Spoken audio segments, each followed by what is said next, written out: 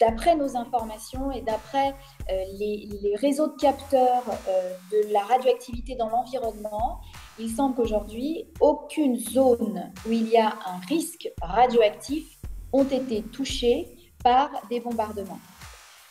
Jusqu'à présent, que ce soit les Ukrainiens ou les Russes, il semble quand même qu'ils aient fait attention. Tout à fait, jusqu'à présent, tous les systèmes qui ont été endommagés sont des systèmes où il n'y a pas de radioactivité.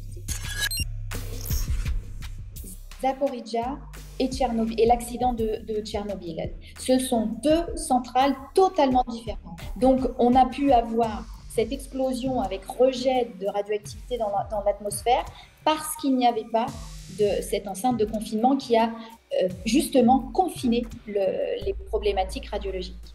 La seule comparaison que vous pourriez imaginer, ça serait plutôt avec ce qui s'est passé à Fukushima. Parce qu'à Fukushima, et c'est pour ça qu'on reste très vigilant sur l'endommagement des lignes électriques extérieures. La centrale de Zaporijjia est extrêmement importante en Ukraine et donc en Europe pour la production d'électricité.